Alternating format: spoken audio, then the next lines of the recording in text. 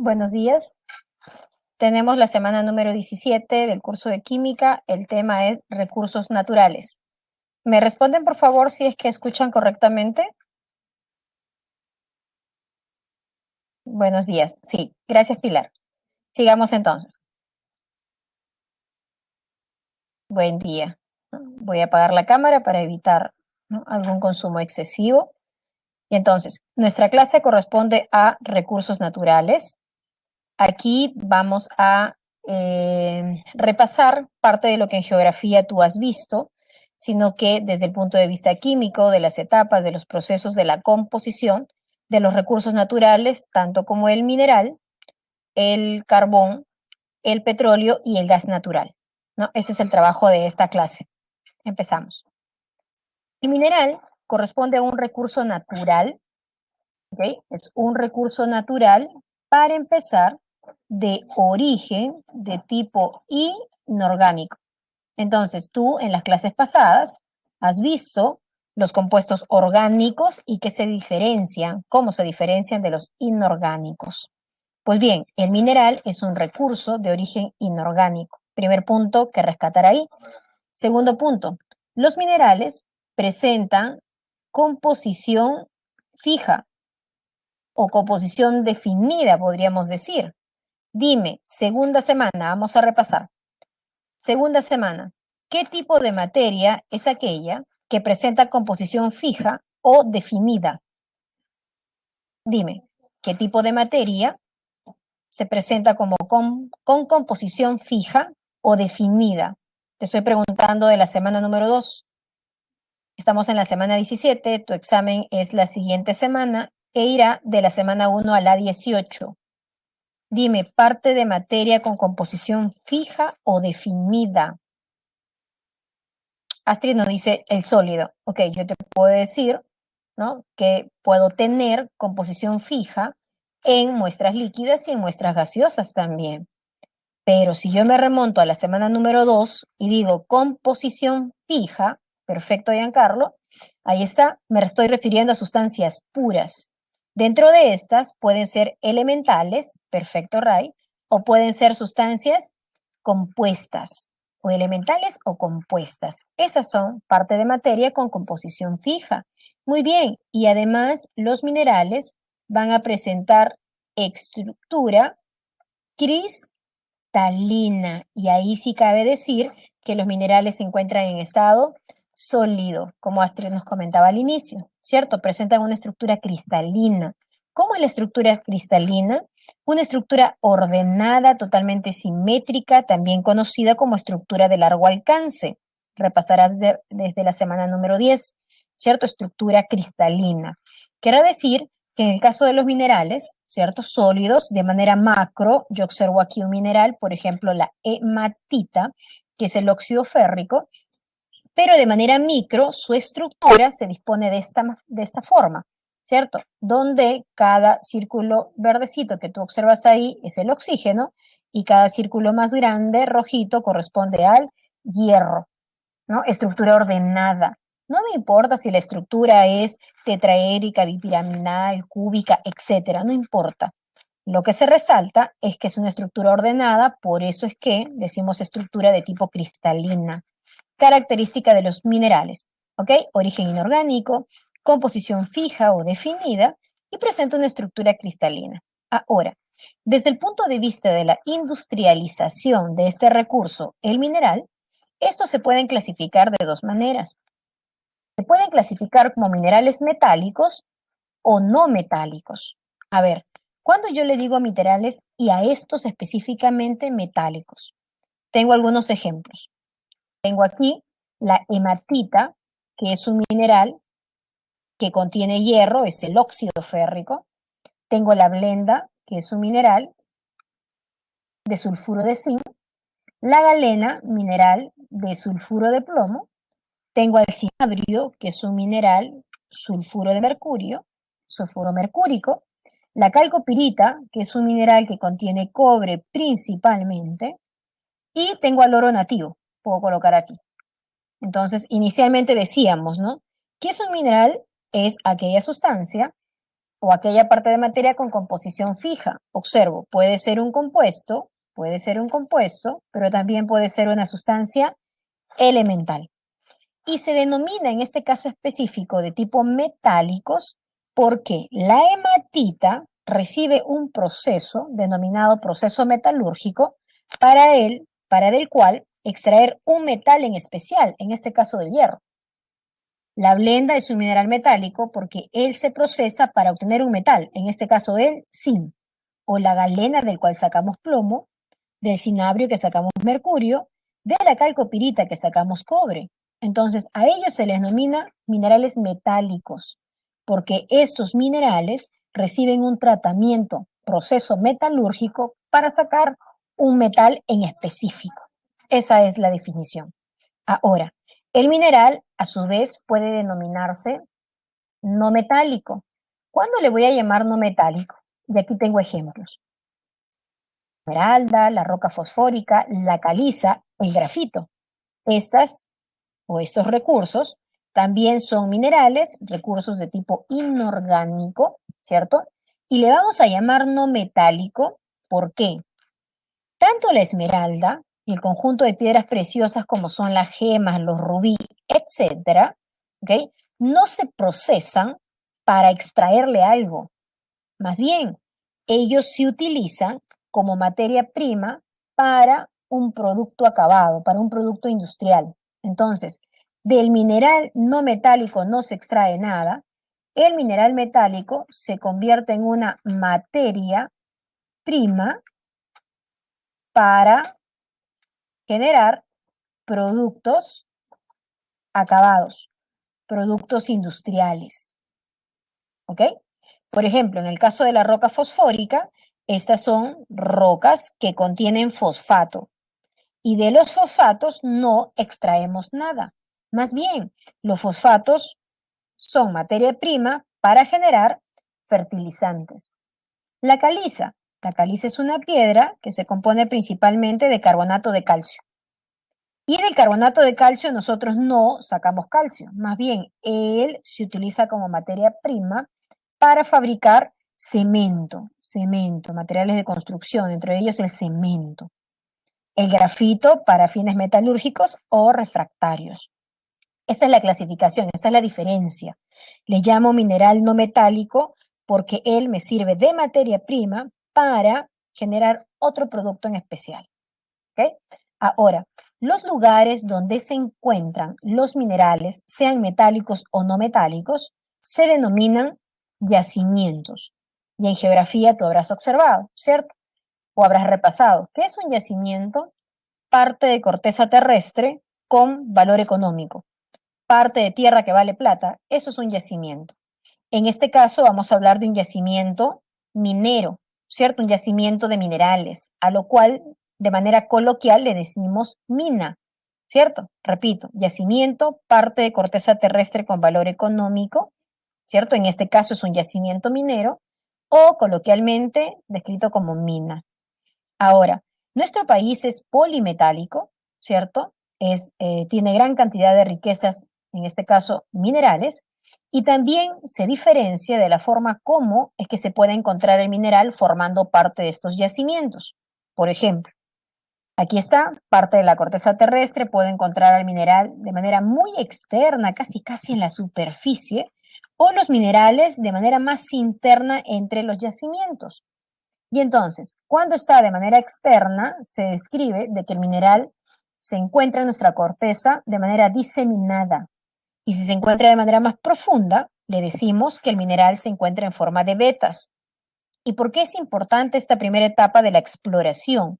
De ver cómo se encuentran dispuestos nuestros minerales. Porque en función a esta disposición es que se elige cuál es el trabajo que se va a realizar para extraer a estos minerales. ¿Ok?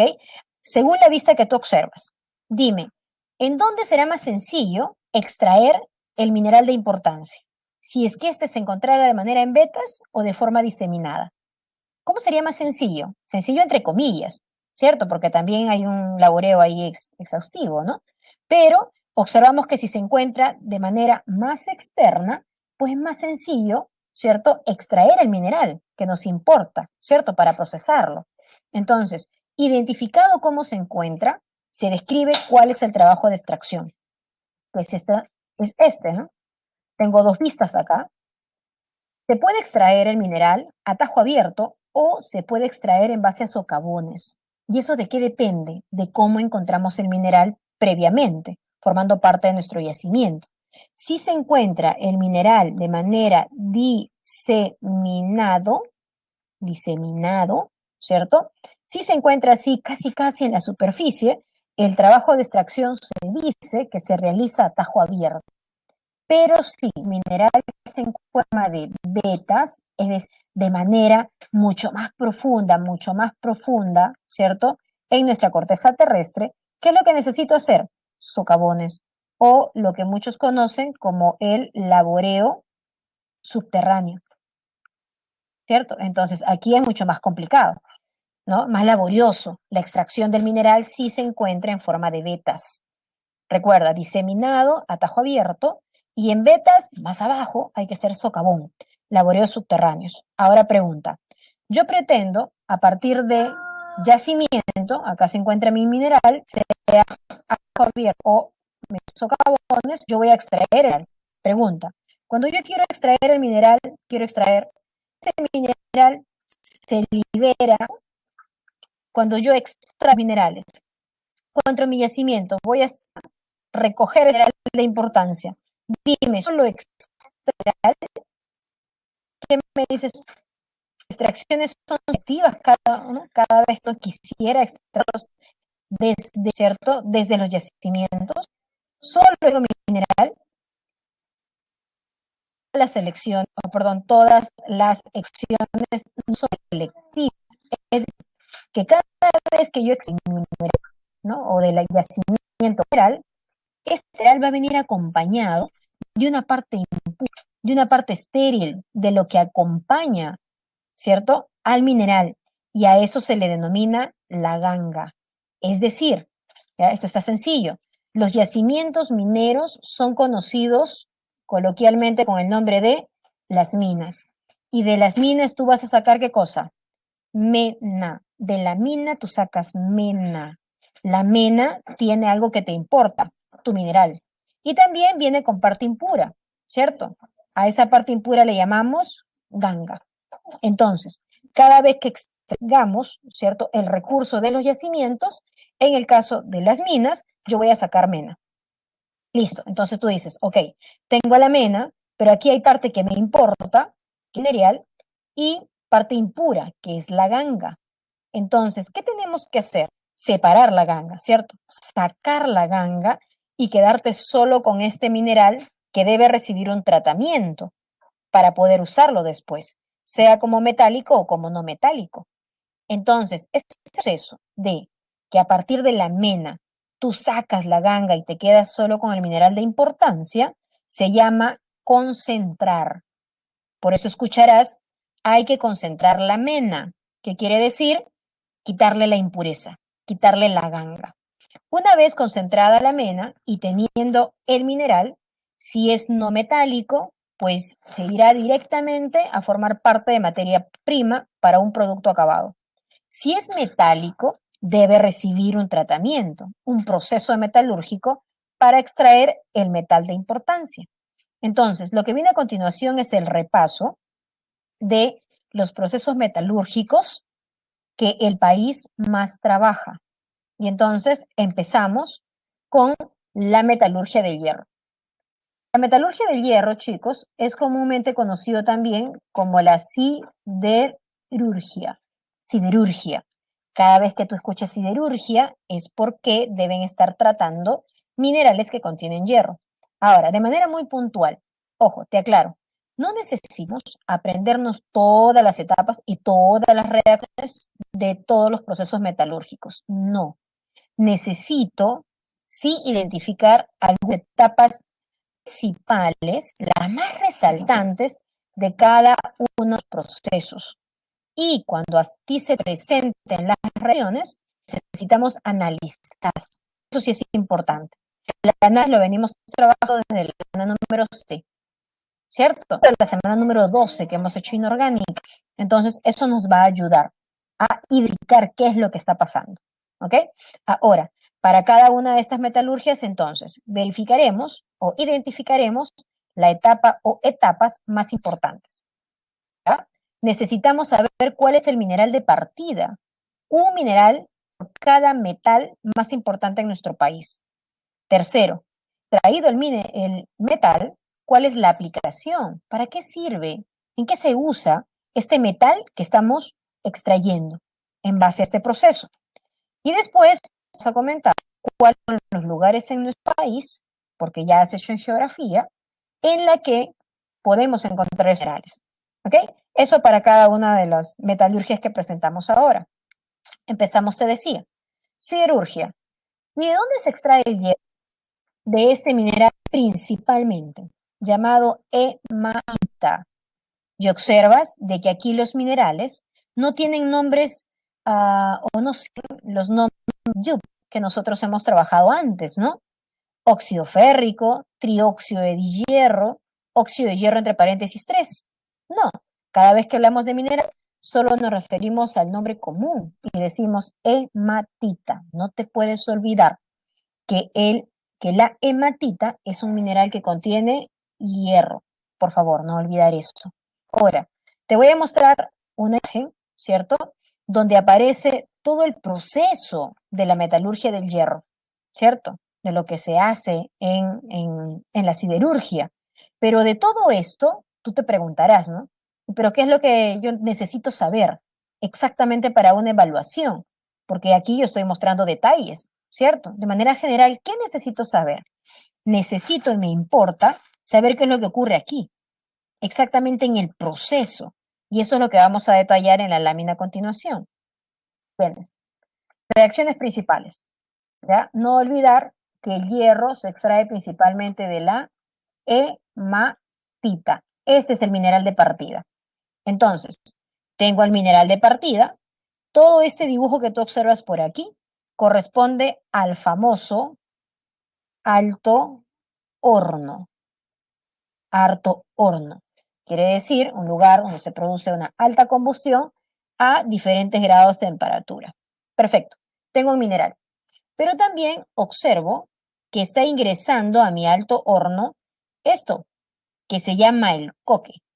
Y es considerado, el coque o el coc, ¿cierto? Es considerado el carbón mineral.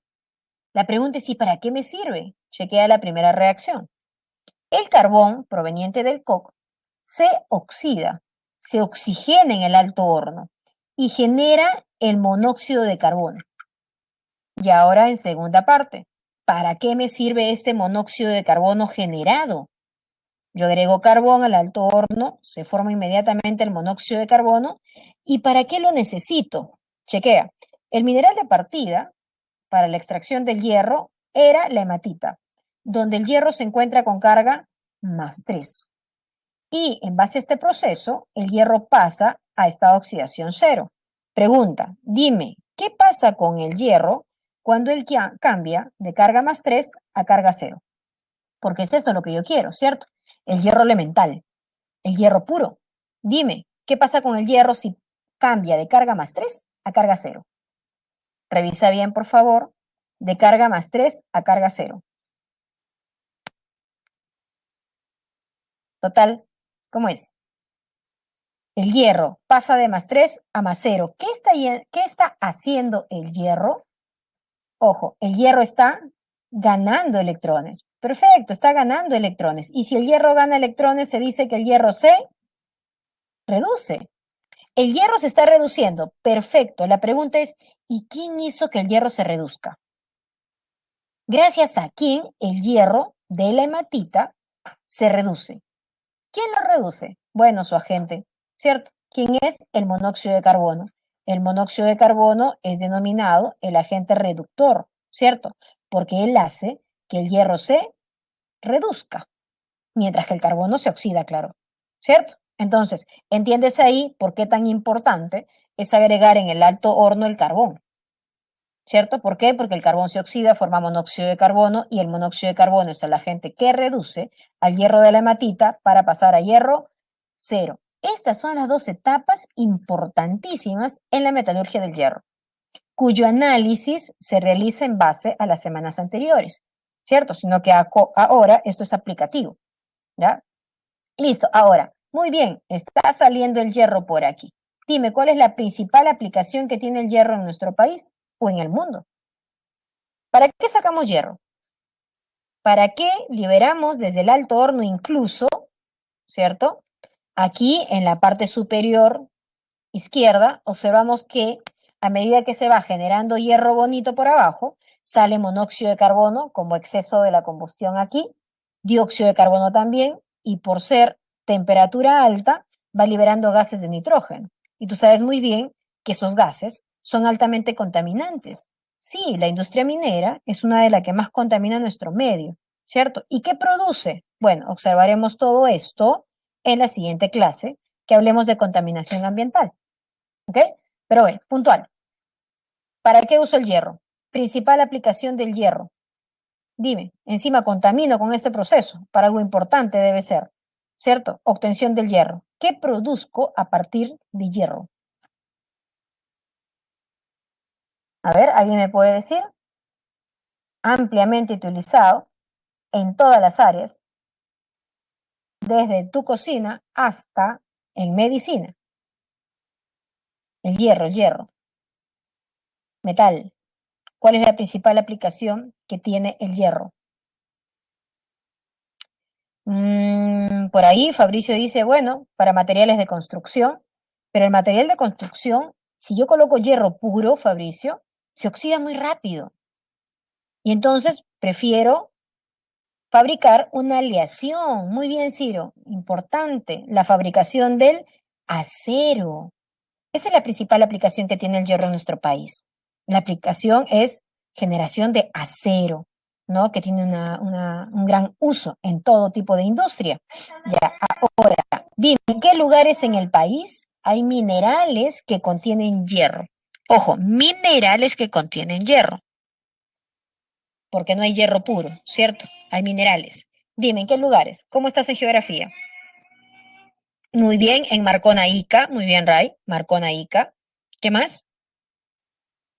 Hay otro, más allá de Ica. Minerales que contienen hierro. Mira, está en el reclame, sale aceros, ¿qué? Muy bien, aceros Arequipa, ¿cierto? Ahí está. Listo, entonces, generalmente, ya, recuerda otra vez, nuestro país tiene complejos polimetálicos, ya, quiere decir que diferentes metales, diferentes minerales, ¿ok? Pero hablamos de aquellos que contienen la mayor proporción, ¿cierto? Entonces, para repasar, Marcón en Ica y Acarí en Arequipa.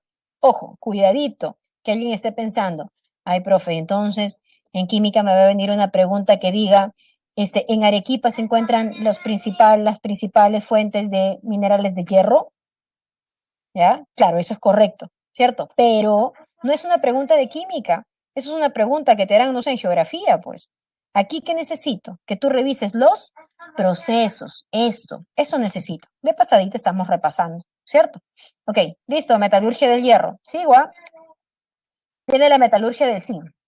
El zinc se extrae principalmente desde la blenda, que para ti es el sulfuro de zinc, ¿cierto? También se extrae de la etminsonita, pero en su mayor proporción de la blenda, o denominada también es falerita. Te voy a colocar una vista de un diagrama de flujo de las etapas que tiene este proceso. Tengo la blenda, que es el sulfuro de zinc, y ahora escúchame bien. Todos los minerales que contienen azufre pasan por una etapa, primera etapa, que se denomina tostación. ¿Qué significa entonces tostar? Retirar el azufre de los minerales y descomponerlos. Ese es el objetivo principal. Ahora, se descompone el dióxido de azufre y se aprovecha porque él es el precursor para formar ácido sulfúrico, ¿cierto? El ácido contenido en las baterías, el ácido sulfúrico. Este proceso debe realizarse de manera muy controlada para evitar que este gas sea liberado hacia nuestro ambiente y genere lo que nosotros comúnmente conocemos como la famosa lluvia ácida. Entonces ahí tenemos doble objetivo de la tostación. Luego de la tostación y que el mineral se ha descompuesto, se produce hacer una lixiviación que corresponde a una disolución química, ¿no? Y luego purificar y obtener el zinc en lingotes a partir de una fundición. Ojo, esto es etapas generales. Ahora, vemos de manera específica mis ecuaciones, las ecuaciones. A ver, ¿cómo es? Metalurgia del zinc. Principalmente la vamos a sacar de la blenda, ¿cierto? De la blenda o esfalerita. No olvidar por aquí, te voy a estar haciendo repasar cada vez. Blenda o esfalerita. Como trae azufre, pasa por una primera etapa, te comentaba, era la tostación. Y acá lo observo, mira. Se tuesta a alta temperatura, se tuesta, ¿no? O se oxigena, el sulfuro de zinc se descompone y ahora lo que yo tengo es óxido de zinc. Y este gas se libera, ¿cierto? El dióxido de azufre. Ahora el zinc está acá. Y entonces mi segunda etapa se llama lixiviación, te comentaba. ¿Y qué ocurre en la lixiviación? Acá está mi óxido de zinc. Él se encuentra en estado sólido, ¿cierto? Y de aquí me interesa el zinc. Cuando él es atacado por el ácido sulfúrico, el zinc pasa a formar parte de una solución acuosa. Y entonces te decía de que la lixiviación son disoluciones de tipo químicas, ¿cierto? Porque hay composición, hay variación en la composición de las sustancias. Ahora, aquí está el zinc, formando parte del sulfato de zinc. ¿Ok? Tengo una solución acuosa. Yo quiero zinc. Dime, semana número 12, si a la solución de sulfato de zinc le entrego un poquito de corriente eléctrica, dime, ¿cómo se llama ese proceso? Al cual, hacia una sustancia o solución, se le entrega corriente eléctrica. ¿Cómo se llama? Semana 12. Recuerda. Muy bien, perfecto chicos, electrólisis. Y dime, ¿y cuál es el objetivo de la electrólisis? ¿Para qué yo le voy a dar corriente eléctrica al sulfato de zinc acuoso? ¿Para qué le doy corriente? ¿Cuál era el objetivo? ¿Qué voy a hacer? Muy bien, separar, ¿cierto? Separar, obtener de ella las sustancias más simples posibles. Y eso es lo que trabajo aquí. Mira, aparece la electrólisis del sulfato de zinc, ahí están los electrodos respectivos, ¿cierto? En este caso se usa electrodos de plomo y electrodos de zinc. Perfecto, al sulfato de zinc le damos corriente eléctrica y, como tú bien sabes, se descompone. Acá tenemos el catión de zinc, si es una solución acuosa, pues el agua interviene, el agua se oxida en el ánodo, mientras que el zinc se reduce en el cátodo, ¿cierto? Más 2 de la solución, acá lo tienes, más 2 de la solución, pasa sin cero, está ganando electrones, él se reduce y toda reducción se produce en el cátodo. Y de esa manera obtengo el zinc, ¿cierto? Entonces, en la metalurgia del zinc, mis 3 etapas son importantes. Hay que tostar porque trae azufre, hay que lixiviar y de esa manera se disuelve, ¿cierto? Y luego le entregamos corriente eléctrica para obtener zinc puro. Pregunta, ¿para qué utilizo el zinc? Ya tengo el zinc puro. ¿Cuál es la aplicación que se tiene con respecto a este metal? ¿Para qué utilizamos el zinc? A ver, ¿recuerdan por ahí? El zinc o propiamente el óxido de zinc es conocido como el famoso pigmento blanco. El óxido de zinc es utilizado para recubrir, ¿cierto? Gracias, Ray. Recubrir a los metales, ¿cierto? Dar recubrimiento a los metales para darle una aplicación especial, ¿ok? Evitar la corrosión, pero también se utiliza para recubrir a ciertos objetos y darle la apariencia de plata a lo que no lo tiene. De lejos tú puedes observar, ¿cierto? Un objeto recubierto, ¿ya? Un objeto entre comillas plateado, y tú dices, ok, tiene plata. No, tiene óxido de zinc. Y de esa manera, ¿cierto? Le doy una apariencia distinta. Recubrimiento de piezas metálicas. Y también se utiliza el zinc para formar aleaciones. Por ejemplo, si yo tengo cobre y le agrego zinc, cobre y zinc, ¿qué tipo de aleación saco? Aleación importante, ¿eh? Tengo zinc, le agrego cobre. Dime, cobre y zinc principalmente, ¿qué saco? Muy bien, Ray, latón. Entonces, esa es otra aplicación. Recubrimiento de piezas metálicas, formación de aleaciones. Bien, dime en nuestro país minas o lugares donde hay minerales de los cuales se puede extraer zinc. ¿Recuerdas por ahí hay uno? Zinc. El zinc principalmente se encuentra, en Potosí, bien. También tengo en Junín en La Oroya, ¿ya? En La Oroya. Tengo un poco en Cajamarca, también zinc. Tengo también un poco en Cajamarquilla, ¿ok? Pequeña proporción. Bien, ya sabemos cuál es la relación que tiene el zinc, ¿no? O su aplicación importante. Metalurgia. Seguimos. Ojo, la metalurgia del zinc es análogo a la metalurgia del plomo. La vas a ver más ratito. Sigo. ¿Qué metalurgia me toca? La del cobre. Metalurgia del cobre. El cobre se extrae principalmente ¿de dónde? No olvidarme, desde la calcopirita, que es un sulfuro doble de cobre y de hierro, de la calcopirita. Pero chequea, la calcopirita es un mineral que contiene azufre. Ya está. Dime, ¿cuál es la primera etapa por la que tiene que pasar, ¿cierto? O el proceso metalúrgico del cobre. Dime. Muy bien, ya está. Ya está. Ya te leí. Tostación, ¿cierto? Trae azufre, primer paso, debo de tostar. ¿Y cuál era el objetivo de la tostada? ¿Cierto? Tostación. ¿Cuál era el objetivo? Separar, ¿cierto? Descomponer al mineral y formar óxidos. Y entonces eso es lo que vamos a observar aquí. En esta primera vista, observamos que el procedimiento, ¿cierto? Es amplio. Claro, sí, el proceso es un poco más complejo, a diferencia del hierro que hemos visto, o a diferencia del zinc. Sí, es un poco más complejo. Pero de todo esto, ¿ok? La vista te coloco así porque aquí hay gente del área de ingeniería, ¿cierto? Y es importante que observe todo el diagrama del proceso, ¿ya? Pero para nuestra evaluación yo debería precisar, ¿cierto? ¿Qué partes de todo eso es lo más resaltante? Ojo, todo es importante, pero lo más resaltante. ¿Qué debería ser? A ver, ya me voy a las ecuaciones. Chequeo aquí. Primer paso, ya tú me dijiste, es una tostación.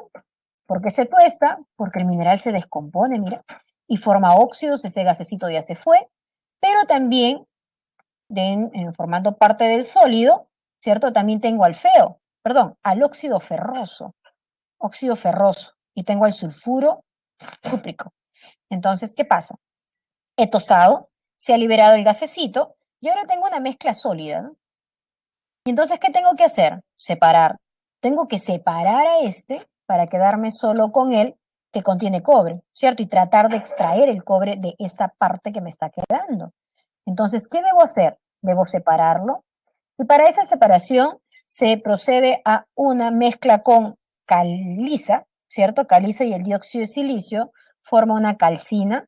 Esta calcina hace que el óxido ferroso se separe y que yo tenga solo el sulfuro de cobre, ¿cierto? Se calienta, aquí se produce una reducción del cobre, y luego ya tengo cobre líquido, pero ese cobre hasta ahí tiene un porcentaje de pureza bajo, un porcentaje alrededor del 70 o 75%.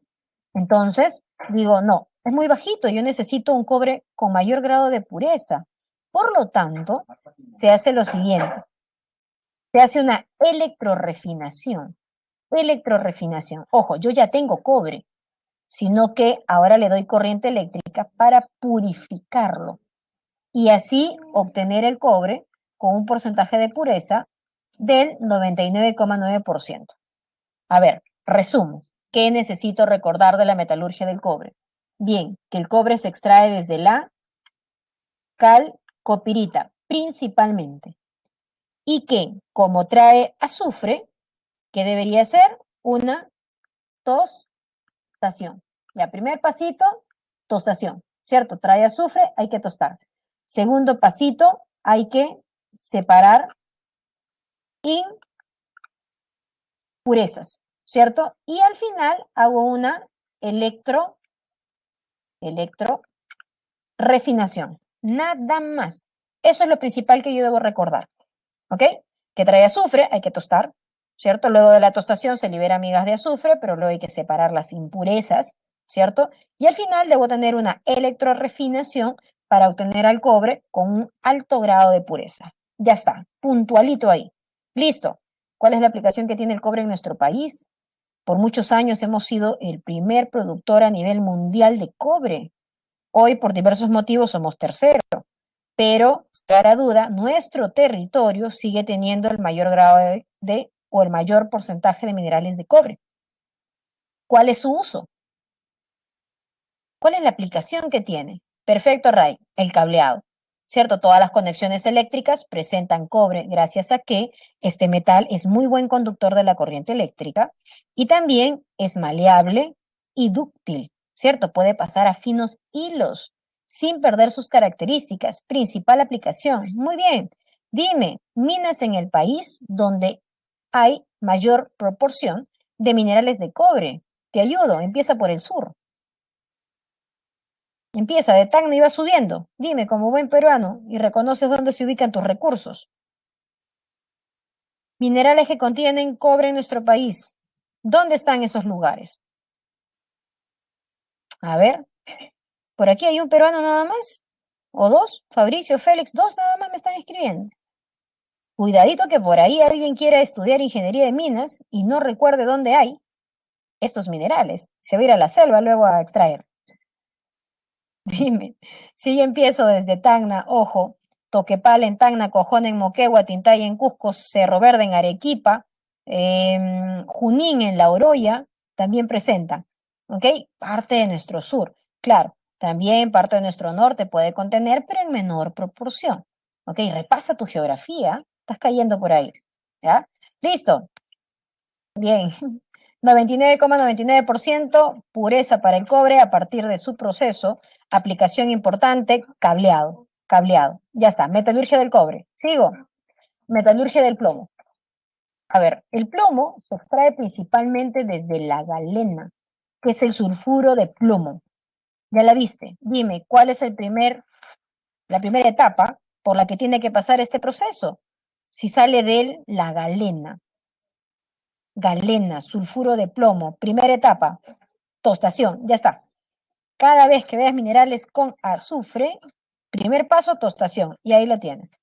Se tuesta, ¿cierto? Acá la ecuación se ve un poco grandecita, ¿no? Debido a que está balanceada, como tú bien sabes, eso es lo correcto. Y observo que el sulfuro de plomo se tuesta, se calienta, se descompone, me genera óxido de plomo principalmente, y también me genera ese gas tóxico, ¿cierto? Que ya se fue. Ahora, este óxido de plomo recibe un proceso, ¿cierto? Se reduce con el monóxido de carbono que conocemos muy bien, que es un buen agente reductor, y tenga el plomo, ¿cierto? El plomo sólido con un bajo porcentaje de pureza. Yo necesito tenerlo más puro, purificar esta muestra. Por lo tanto, debo hacer otro pasito, que es la electrorefinación, tal como lo hacíamos en el cobre, ¿no? Se electrorefina y así obtenemos al plomo con alto grado de pureza también, el plomo. El plomo es un material altamente denso, es uno de los metales que tienen mayor densidad, ¿no? Mayor densidad, y tiene gran aplicación en construcción, ¿cierto? Y en área de hasta, ¿no? Hasta en la industria de la pesca también presenta gran contenido de plomo. Muy bien, metalurgia del plomo. ¿Qué nos queda? Ah, alguien importante. Metalurgia del oro y de la plata, ¿cierto? Oro y plata. En el caso de estos, tanto del oro y la plata reciben procedimientos similares. ¿Ok? El primer procedimiento que te voy a colocar aquí corresponde a un proceso que hoy en día se considera como un procedimiento informal debido a la gran contaminación que se genera en este. ¿Ok? La poca presencia, la poca presencia del oro y la plata en nuestro país y la gran dificultad de poder extraerlos o purificarlos, ¿cierto? Hace de que el precio sea mucho mayor, incluyendo de que esto es altamente tóxico, ¿no? La primera parte es la amalgamación y la otra parte, que es considerada como la formal hoy en día, es la cianuración, ¿ok? Entonces, la primera parte hacemos la amalgamación. Lo mismo que le pasa al oro, le pasa a la plata también. Chequea. El mineral de partida será el oro o la plata, que se considera nativa, ¿cierto? Y se considera nativa cuando decimos el oro sólido o la plata sólida, ¿cierto? Que si bien es considerado nativo, ambos presentan restos de impurezas, ¿ok? Si no, no tuviera sentido hacer un proceso de extracción. Ahora, es común encontrar al oro o la plata, inicialmente, pues al oro decíamos las famosas pepitas de oro, ¿no? Encontrados en las laderas de los ríos o dentro de los socavones en las minas. Pero cada vez que nosotros retiramos oro de los socavones, al lado del oro siempre encontramos a otro metal, que es el mercurio, y eso lo hace tóxico también. Entonces, en este proceso, ¿cuál es la primera etapa? El mineral es extraído desde el socavón, ¿cierto? Se trata de retirar la mayor parte de las impurezas, se tiene ahora una molienda y encima de eso se agrega mercurio, mayor cantidad de mercurio. ¿Qué sucede? Las aleaciones que contienen mercurio, metales más mercurio, es lo que se conoce como amalgama. El mercurio es un metal altamente viscoso, ¿cierto? Que dentro de su estructura adhiere, ¿cierto? Jala a los metales, en este caso oro o tal vez plata, ¿ok? Entonces, ¿qué es lo que ahora hay? Un mineral triturado, la molienda, y se ha producido una amalgamación, ¿cierto? Entonces, en esta amalgama, el mercurio ha capturado todo el oro posible, ¿cierto? O la plata sea el caso, pero queda mercurio libre, ¿cierto? Por lo tanto, se filtra. ¿Se filtra para qué? Para separar este mercurio libre y quedarte solo con la amalgama. Y esta amalgama es la que se destila. ¿Qué cosa es la destilación? La separación de las sustancias en esta mezcla de acuerdo al punto de ebullición. Y entonces, al momento de calentar toda esta amalgama, ¿qué ocurre? El mercurio se evapora. Y es ahí el cuidado que se debe tener. Si es que esto lo hago a cielo abierto, ¿cierto? El mercurio se evapora y es liberado hacia nuestro medio ambiente. El mercurio es altamente tóxico para nuestros ecosistemas. Ese es el problema. Si esta destilación fuese controlada y la filtración también, podríamos recuperar el mercurio y trabajar este metal para otro tipo de extracciones, pero comúnmente no se realiza. Es por eso de que hablamos de minería informal. Y así, evaporando el mercurio, ¿cierto? Me queda solo el oro y es considerado esta extracción, ¿no? Como una de las más antiguas, denominada como la amalgamación. ¿Ok? Primera forma. Segunda manera, que debería ser la más correcta. Mineral de partida, ¿ok? Otra vez te doy la vista, solo la vista, tranquilo, solo la imagen para ver cómo es el proceso en planta, ¿cierto? De esto que es cianuración. ¿Qué me importa precisamente para mi evaluación de este bosquejo? Mi reacción. Debe haber un proceso de cianuración. ¿Por qué le llamo cianuración? Tengo al oro y aquí yo estoy agregando una muestra que se llama cianuro, uy, no se ve bien, que se llama cianuro de potasio. Voy a escribir bien acá. Cianuro de potasio. Como en esta mezcla se agrega cianuro de potasio y agua, esta sal se hidroliza, viene del término cianuro, es por eso que luego se llama cianuración. Pero realmente, ¿qué es lo que pasa?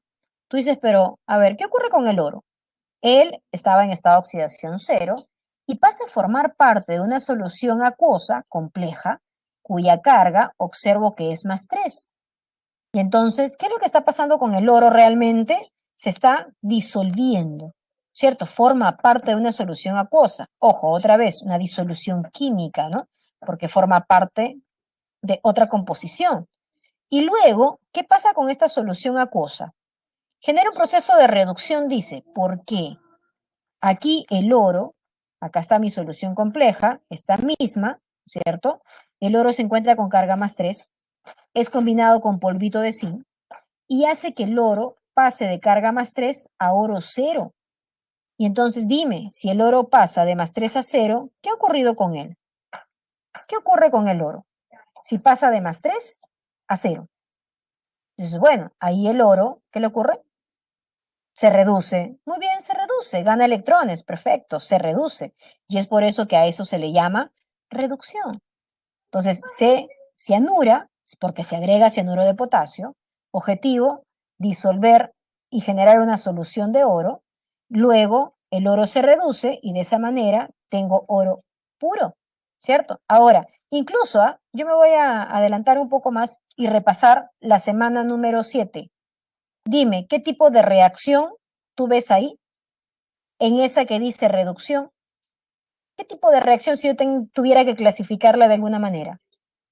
Claro, es una reacción redox, ok, es una reacción redox, ya tú dijiste que hay reducción, sí, pues también hay oxidación del zinc, pero puedo clasificar a esa reacción de acuerdo a la naturaleza del reactante. Semana número 7. Dime, ¿qué le hace el zinc al oro? ¿Qué le hace el zinc al oro? Claro, lo reduce. Bien. ¿Qué más? ¿Qué más? Muy bien, muy bien. Aquí hay una reacción denominada reacción de sustitución o de desplazamiento, ¿no? De desplazamiento, reacción de desplazamiento simple, ¿te acuerdas? El zinc desplaza el oro, ahí lo tienes, y así obtengo oro puro. No necesitas memorizarte las reacciones, no necesitas, sí analizar. Sí analizar, ¿cierto? Se agregó cianuro, cianuración, ya está. Se reduce, sí, porque el oro pasa de +3 a 0, que es lo que me importa. Ya, dime, ¿cuál es la principal aplicación que tiene el oro en nuestro país? La principal aplicación corresponde a la joyería, ¿cierto? A la joyería. Y la pureza del oro se mide en quilates. Recuerda, quilates. Si se tiene oro de 24 quilates, se entiende de que el oro es puro, ¿cierto? 24 quilates. Luego hay aleaciones de oro de 18, oro de 14 y harta fantasía. Las aleaciones se forman dependiendo del porcentaje, me refiero. El oro puro es de 24 quilates. Si yo tengo oro de 18, es una aleación. ¿Qué contiene esta aleación de oro de 18? Contiene 18 partes de oro de 24, 3 partes de cobre y 3 partes de plata, si es de buena procedencia. Si yo tengo oro de 14, ¿a qué corresponde? De 14 a 24, ojo, me faltan 10. Entonces, el oro de 14 está compuesta por 14 partes, ojo, de lo que pese, 14 partes de oro de 24, 5 partes de cobre y 5 partes de plata, si es de buena procedencia. Luego tienes harta fantasía, que corresponde que a determinados objetos, estos tienen un recubrimiento, ¿cierto? Un bañadito. ¿Cómo se hace ese bañadito? Bueno, semana 12, galvanoplastía, recubrimiento de los objetos, ¿cierto? Con otro metal, en este caso oro. Es su principal aplicación, ¿ok? Entonces, hasta aquí nos quedamos, ¿ya? Ya es momento de tu break. Y entonces retomamos a las 12:05, ¿no? Retomamos.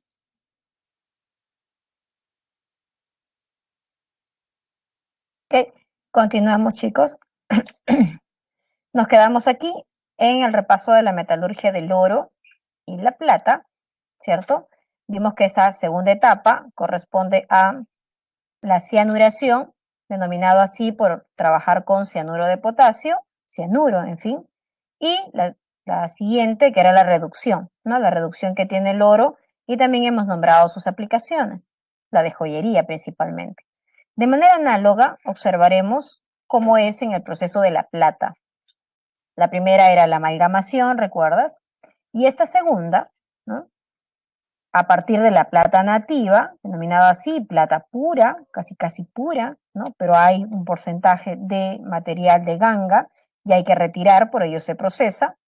Tenemos la cianuración, otra vez, en este caso agregamos cianuro de sodio, pero en fin, cianuro, ¿cierto? De ahí el nombre, cianuración. La plata, como tú observas, pasa de estado sólido a solución acuosa y luego se reduce, igual con polvo de zinc. La plata presenta carga +1, va hacia 0, la plata se reduce, ¿cierto? Y por ende, esta etapa se llama así, reducción obteniendo plata, ¿cierto? Cuya aplicación también es la de la joyería. Listo. Hasta ahí hemos trabajado todo lo que corresponde a los recursos naturales, pero de tipo inorgánico, Me estaba refiriendo a los minerales. Ahora empezamos a trabajar los recursos de origen orgánico. Y en primer lugar tenemos al carbón. El carbón corresponde a una materia carbonífera que fue generada a partir de restos orgánicos, ¿cierto? Aquí, que existieron hace millones de años, principalmente a partir de descomposición de materia orgánica de origen vegetal. Observamos entonces que aparece muestra orgánica, que a medida que el tiempo transcurre, esta muestra es cubierta por tierra o polvo y se va enterrando, ¿cierto? Abajo, sin oxígeno, debajo, sin oxígeno, comienza la materia orgánica a descomponerse y a medida que pasa el tiempo se va generando mayor descomposición, es decir, mayor porcentaje de carbono.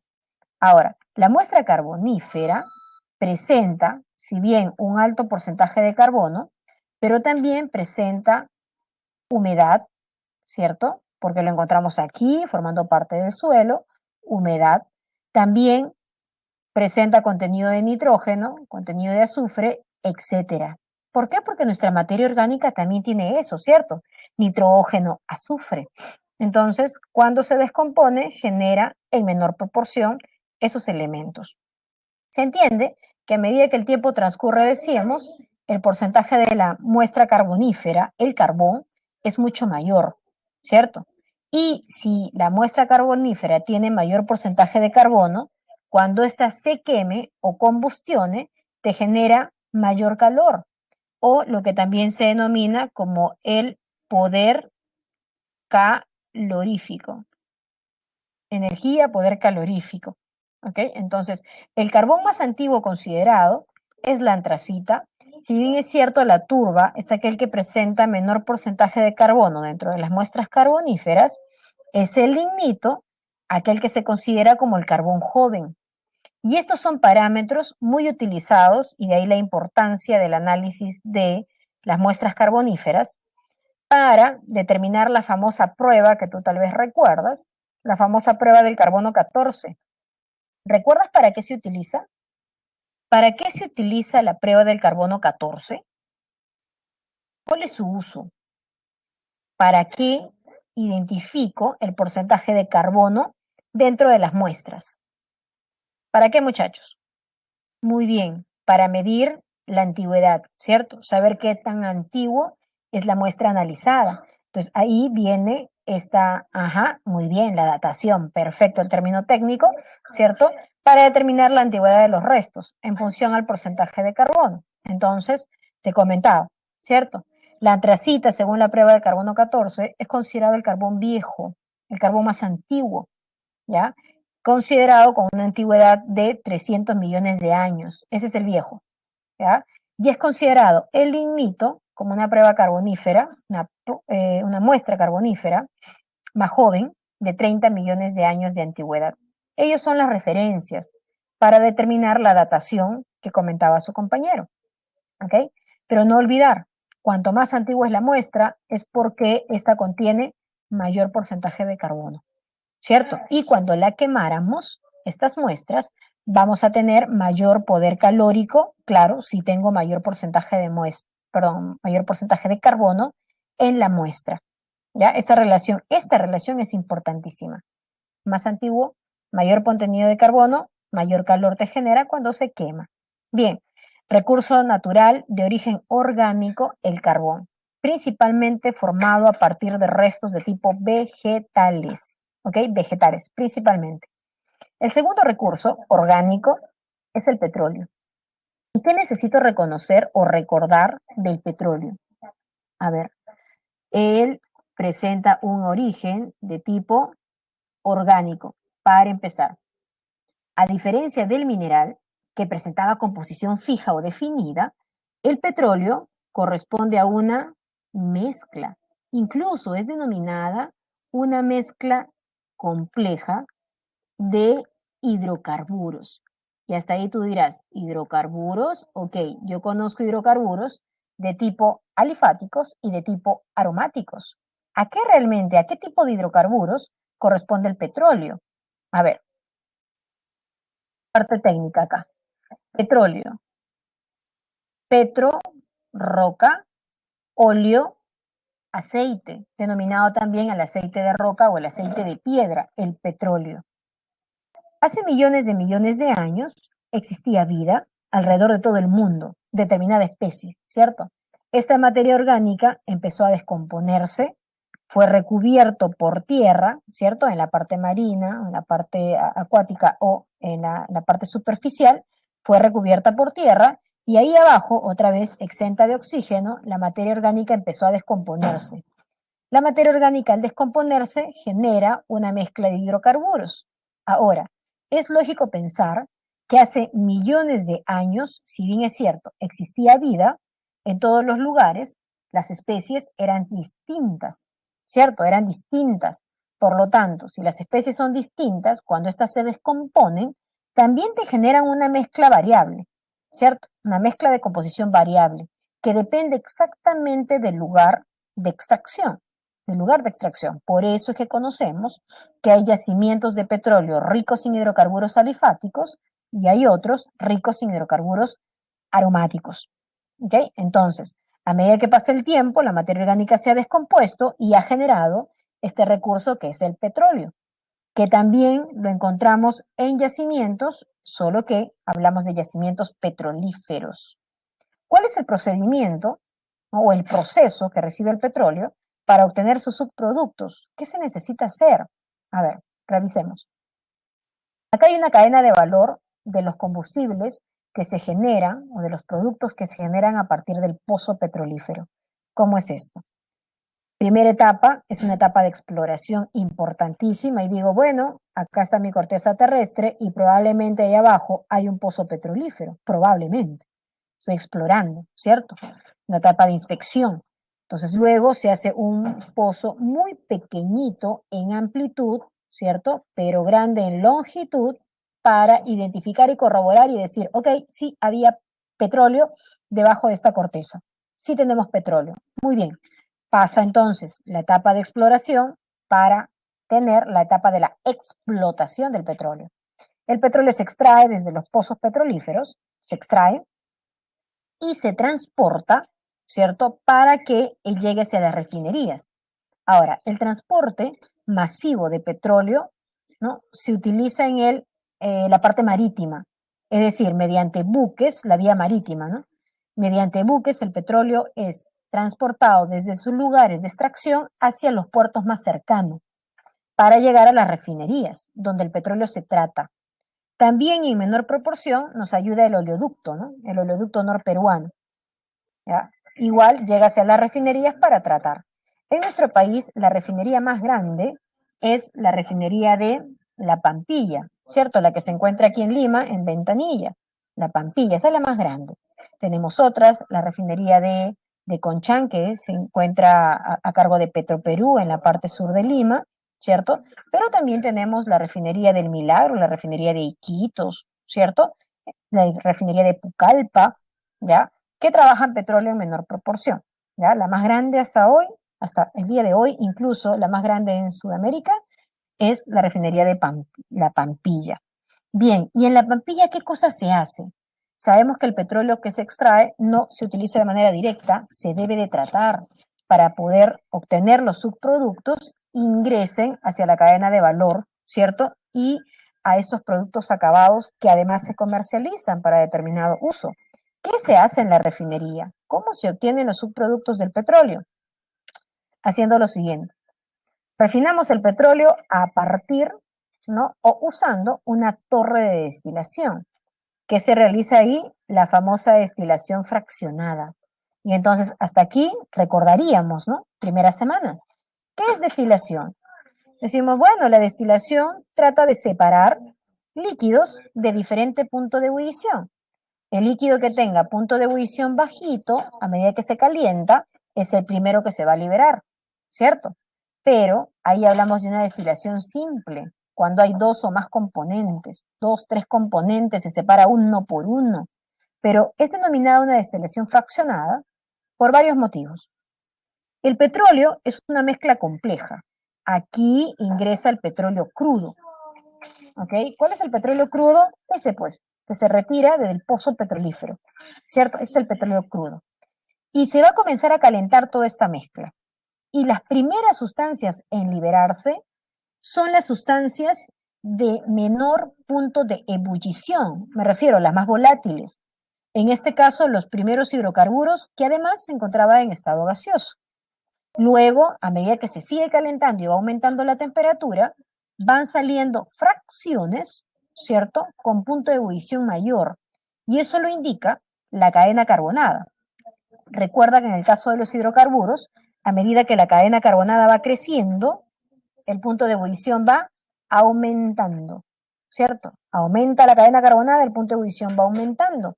Y aquí, refiero, se hablaba de destilación fraccionada, porque no sale componente por componente, sale fracción por fracción. Componentes que presentan una cadena similar, por lo tanto un punto de ebullición similar, ¿no? Retirándose de él gases, ¿cierto? Para obtener luego el gas licuado de petróleo. Luego tenemos disolventes, combustibles, mira, como la gasolina importante, ¿cierto? Como el queroseno utilizado en los aviones, algunos aceites, ¿cierto? Las famosas velas, que son las parafinas, para tener lo último de la destilación fraccionada del petróleo, que es conocido como la famosa brea, ¿cierto? Que la trabajamos para cubrir nuestras aceras, nuestras pistas, en fin. Ahora, dato curioso aquí, ¿cierto? Está supeditada la cantidad de gasolina o querosene, ¿cierto?, en el mercado, de acuerdo a la cantidad de petróleo que se tenga. Hoy en día, si bien nosotros tenemos pozos petrolíferos, ¿ok?, compramos mayor proporción de petróleo. Traen petróleo últimamente hacia Repsol, que está a cargo en la refinería de La Pampilla, traen petróleo de Egipto, antes del Golfo de México, ¿no? Ahora de Egipto. ¿Por qué tan lejos? Porque es un petróleo mucho más limpio, ¿cierto? Y hace que su proceso sea más sencillo. Entonces, generalmente exportamos petróleo, ¿no? O traemos petróleo para abastecer todo lo que consumimos, ¿ok? Todo ese gran parque automotor que hay en nuestro país hoy en día. Entonces, la cantidad de gasolina que se genere está supeditada a la cantidad de petróleo. Muy bien, entonces, ¿qué? Si traemos poco petróleo, si tenemos o procesamos poco petróleo, querrá decir que tengamos menos combustible. Y entonces, para no depender tanto de ello, es que en el área de la química, exactamente petroquímica aquí, se realizan otros procesos como el famoso cracking de petróleo, cuyo objetivo es aumentar la producción de la gasolina. A ver, tú que sabes inglés, cracking, ¿qué significa? Dime, ¿qué significa cracking? Y otros productos voy a colocar aquí. Aumenta la producción de la gasolina y otros productos también. Muy bien, romper, craquear, romper. Muy bien, destruir. Y entonces, aquí tengo un ejemplo. Tengo una cadena grande, una cadena de 12 carbonos, ¿ya?, que forma parte de esta mezcla compleja de hidrocarburos, pero que no tiene mucha aplicación, una cadena de 12 carbonos. Entonces, ¿qué es lo que se hace? Se craquea, se rompe, y se rompe incluso aplicando calor y catalizador. Tú sabes que el catalizador se utiliza para que el proceso sea lo más rápido posible, y así, rompiendo la estructura, ¿qué me genera? Un alcano de mayor aplicación y una olefina. Las olefinas son importantes porque a partir de las olefinas se generan los plásticos. Otro ejemplo, tengo C16, H34, una cadena grandaza, no me sirve, ¿no? Entonces la craqueo, la rompo, le doy calorcito, porque recuerda que los compuestos orgánicos se descomponen a temperaturas altas, entonces le doy calor, aplico un catalizador para que la reacción sea más rápida, y fíjate lo que genero, mira, C8H18 y también genero C8H16. Este C8H18, mira esa fórmula, ¿a quién te recuerda? Esa fórmula, ¿a quién te recuerda? Dime. C8H18. El otro, C8H16. Semana 14, chicos, hidrocarburos. Muy bien, Giancarlo, me hace recordar a un alcano, ¿cierto? Y si es de 8 carbonos, y entiendo que es una cadena lineal, pues tendría un octano. ¿cierto? De 8 carbonos, un octano. Pero, como en química suceden cosas maravillosas, puedo sacar el isooctano. ¿Y quién es el isooctano? El principal componente de la gasolina. Y entonces, en base al cracking de petróleo, ¿qué estoy haciendo? Aumento la producción de la gasolina. Importante. Ah, también genero olefinas, ¿cierto? Otros productos, como en este caso, para producir más plásticos. Ya está. Cracking del petróleo, no te olvides, aumenta la producción de la gasolina. ¿Qué más tengo? Ah, un dato importante aquí. El famoso índice de octano u octanaje. Así como, análogamente, ¿cierto? Los quilates nos ayudaban a identificar la pureza del oro, en el caso del octano o el índice de octano u octanaje, es aquel que nos describe la calidad del combustible que nosotros compramos. ¿Ok? En el mercado, por ejemplo, nosotros encontramos, por aquí, encontramos gasolina de 90 octanos, gasolina de 95, gasolina de 97, gasolina de 98, gasool, gasoplus, aditivado, sin aditivar, etc. Eso es lo que nosotros encontramos hoy en el mercado, ¿cierto? Ahora, ¿qué significa el índice de octano u octanaje? Este valorcito mide el poder antidetonante de la gasolina. Mide el poder antidetonante de la gasolina. O podemos decir que mide la calidad de la gasolina, ¿cierto? Muchos dirán, ok, mide la calidad. Y la calidad será así, pues, ¿cierto? De menor a mayor será mayor, de mayor calidad la de 98 octanos porque esa es la más cara. Asumimos que eso es así, ¿cierto? Pero ¿qué significa el poder antidetonante de la gasolina? Yo necesito, ojo, para empezar, la gasolina es una mezcla que va de carbono 5 a carbono número 12. Necesito que este combustible, al entrar al motor y empiece el proceso de ignición, que quiere decir, llavecita dentro del motor gira, inicia el proceso de combustión. Yo necesito que el combustible se queme, entregue energía al motor, pero que esta energía que me entregue sea la más disipada posible. Es decir, despacita la cantidad de energía, suave la entrega de energía.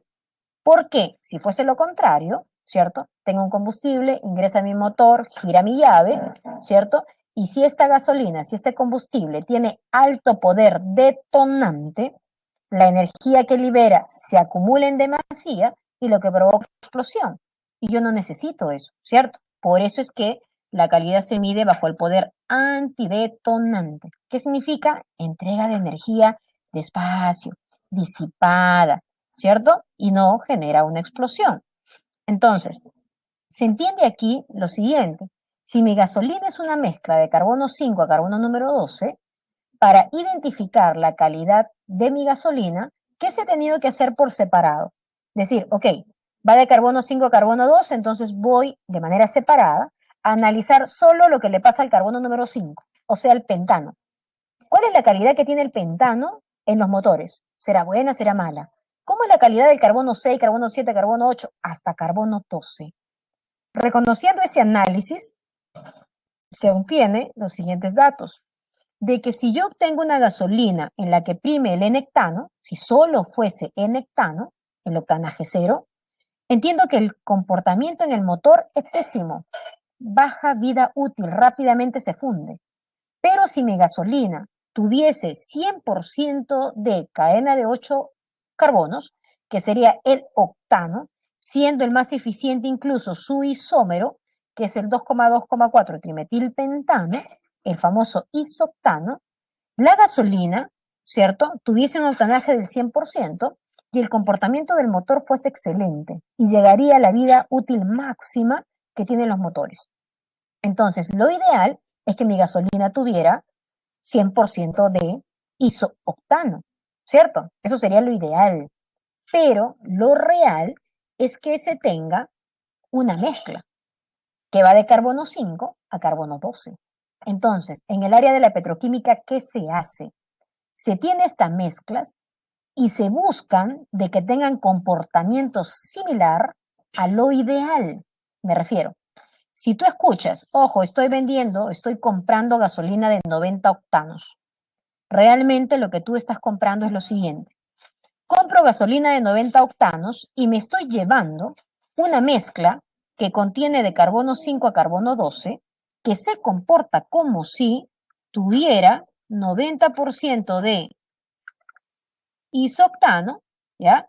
Y 10% de N-hectano. Ojo, N-hectano, cadena lineal 17 carbonos. ¿Ok? Ojo, cuidado aquí. Se comporta como si tuviera. Yo no te estoy diciendo que la gasolina de 90 octanos está formada por 90% de isoctano y 10% de N-hectano. No te estoy diciendo así. Te estoy diciendo, la gasolina es una mezcla que está formada de carbono 5 a carbono 12 y la gasolina de 90 octanos es una mezclita de estas que se comporta como si tuviera 90 de esto y 10 del otro. Ahora, pregunto, si yo te digo, he comprado gasolina de 95 octanos, querrá decir entonces que me han dado una mezcla compuesta por 95% de isoctano y 5% de N-heptano. ¿Será correcto lo que te acabo de mencionar?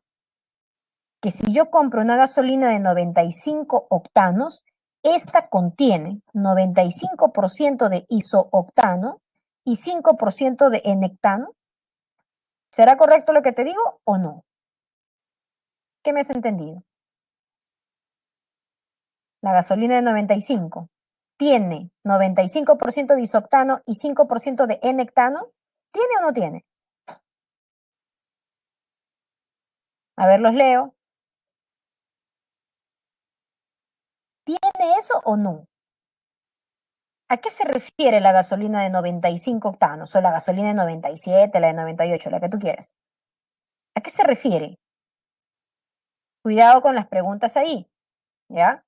Es incorrecto decir que la gasolina de 95 octanos está formada por 95% de isoctano y 5% de N-hectano. Eso es incorrecto. Pero sí es correcto decir que si yo compro gasolina de 95 octanos, me estoy llevando una mezcla que se comporta como si tuviera 95% de isoctano y 5% de N-hectano. ¿Ok? Se comporta como si tuviera, no te olvides, gasolina de 97 octanos es una mezcla que se comporta como si tuviera 97% de isoctano y 3% de N-hectano. Se comporta como si tuviera, porque realmente va del carbono 5 al carbono número 12. ¿Ok? Entonces, hasta ahí tú dices, ya, bueno, tengo mezclas que se comportan como si tuvieran 90, 95, 97 y más. Querrá decir entonces de que en el área de la petroquímica estaríamos perdiendo. Porque ¿qué sucede con esta gasolina de 84 octanos que ya se prohibió la venta? ¿Qué sucede con la gasolina de 80, de 70, de 60? Dime, ¿el área debe perder? El área de la petroquímica perdería si ya no entran al mercado estas gasolinas de bajo octanaje. Tú dirías, bueno, no debería perder, ¿cierto? Y para eso, otra vez, estamos los químicos, para mejorar la calidad de esto que queda y que dicen ser malo, no sea tanto, ¿cierto? ¿Cómo mejoramos la calidad de la gasolina? Pues deberíamos adicionar algunos agentes. El índice de octano u octanaje, ¿cierto? Aumenta la calidad de la gasolina, aumenta su octanaje de la gasolina. Ojo, cuidado aquí, ya no aumenta la producción. Aumenta la producción haciendo cracking, pero se adiciona, ¿cierto? Esto que se conoce como los famosos agentes antidetonantes, o los aditivos, si tú quieres, antidetonantes, detonantes, para mejorar la calidad de la gasolina. Hoy en día es utilizado el famoso metil terbutil éter, metilterbutil éter. Antiguamente, los agentes antidetonantes que funcionaban muy bien era el TMP y el TEP. ¿Quiénes eran? Tetrametilo de plomo y tetraetilo de plomo. Estos agentes funcionaban muy bien, mejoraban la calidad de la gasolina y hacían que una de bajo octanaje pudiera tener mayor octanaje e ingresar al mercado. Pero a medida que la cantidad de combustible pues siendo mayor, ¿cierto? Cada vez hemos utilizado mayor proporción, cantidad de combustible debido a que aumentó nuestro parque automotor, ¿no? Se iba consumiendo mayor tetrametil o tetraetilo de plomo, que cuando se quemaba liberaba plomo al ambiente. Y tú sabes muy bien que el plomo es uno de los metales altamente tóxico. Por lo tanto, en el área de la petroquímica se vetó el uso de tetrametilo de plomo o tetraetilo de plomo. Y por ende, tuvimos que generar otro tipo de aditivos que hoy en día se conoce como el ecológico, ¿ya? De veras que yo digo, bueno, ecológico entre comillas, porque no hay nada que contamine cero. Todo contamina, claro, pero como no tiene plomo, contaminamos, ¿cierto? Por eso es conocido como el agente antidetonante de tipo ecológico. A ver, ¿qué pasó? ¿Están observando la pantalla? ¿No? Por aquí me sonó algo. A ver, confírmame por favor si estás observando bien tu pantalla, estás escuchando correctamente. Ya, perfecto. Sigo entonces. Sigo. Sonó algo medio raro por aquí. Bien, entonces, hoy en día el MTB, metilterbutyléter, aquel aditivo ecológico que sirve para ¿qué? Mejorar la calidad de la gasolina. ¿Ok? Listo. Ahora, ¿qué más tengo? En el área de la petroquímica, entonces, los primeros subproductos corresponden a los derivados del petróleo, los combustibles que hemos visto, aceites, pero también hay una cadena de valor importante. Y lo muestro tan solo para reconocer que del petróleo no solo saco combustibles, sino también resinas y plásticos, ¿ok? Y saco otro, pues, combustible indudablemente, que es parte del gas natural, parte del gas natural. Ok, aquí creo que no estás observando. Ujú, ya. A ver, dame un segundo, porque no estás observando lo que yo ya te estoy mostrando. Imagino que por eso sonó. Ujú.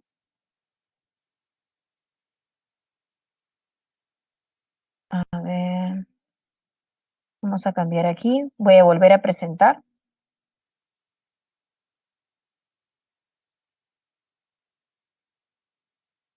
Ujú. Ahora sí, debería estar observando pantalla de la caja de valor. No entiendo compartir porque al parecer se observa bien. Ok, ahora sí. Decía, lo de área de la petroquímica, extraemos petróleo. Nuevamente, algo está pasando, a ver. Nuevamente me botó la pantalla, a ver. A ver qué ocurre. Vuelvo a presentar. Ujú. Ahora sí parece que bien. Ya, sigamos entonces. La cadena de valor, te comentaba, procesamos gas natural, ¿cierto? Y algunas resinas o plásticos. Bien. Aquí hay otro tipo de productos, ¿cierto? Que también se pueden observar, se genera a partir de esta área, como son los disolventes, propileno, benceno, tolueno, sileno, parte de los plásticos, ¿no? Etileno, ¿no? O butadieno, diferentes, ¿cierto? Esto es de manera complementaria, hay muchas cosas que podemos retirar del petróleo. Ahora, me falta un último recurso, importantísimo hoy en día, ¿cierto? El gas natural. El gas natural, muchachos, se extrae también de los pozos petrolíferos. Me refiero, yo tengo por aquí parte de la corteza terrestre, ¿cierto? Y digo, bueno, ok, puedo encontrar petróleo, pero ¿qué tanta cantidad de petróleo puedo encontrar? ¿Puedo encontrar además gas natural? ¿Cómo es eso? ¿Ok? A ver, otra vez, ya te estoy mostrando otra cosa por aquí. Ujú, sí, otra vez me ha botado la presentación. Ajá. Voy a dejar de compartir nuevamente para ver que se presente correctamente. Ujú,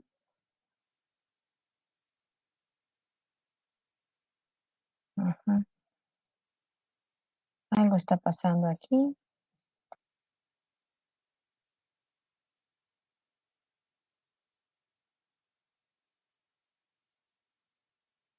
ver, presentamos nuevamente. Ok, ahora sí, ¿no?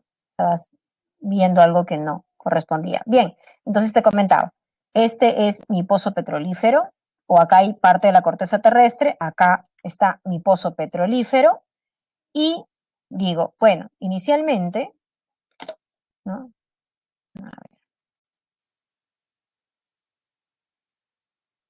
Aquí, otra vez. Ajá. Inicialmente hemos explorado y encontramos parte de petróleo, ¿cierto? Y luego esto se extrae. Recuerda que el petróleo es una mezcla compleja de hidrocarburos y que los primeros hidrocarburos se encuentran en estado gaseoso. Entonces, cada vez que encontremos un pozo petrolífero, este pozo petrolífero va a estar cubierto de una manta gaseosa, producto de los primeros hidrocarburos que se generan. Y esto también es gas natural, también es gas natural. Entonces, podemos encontrar pozos de gas natural y también en los pozos petrolíferos podemos extraer parte de gas natural. Entonces, observamos que el principal componente del gas natural, como aparece en esta lámina, es el metano, ¿cierto? Etano, propano, butano, primeros hidrocarburos en ese estado físico.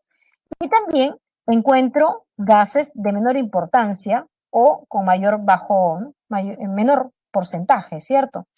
Tengo en trazas. Cuando hablamos de trazas, en el caso de los gases nobles, entiendo que son cantidades pequeñitas, pequeñitas. ¿Ya? Entonces, por aquí te voy a hacer un bosquejo de lo que pasa con el gas natural. El gas natural, entonces, está compuesto principalmente por metano, pero que también tiene etano, tiene propano, tiene butano y voy a poner aquí otros, ¿cierto? Esos de menor importancia, los famosos otros.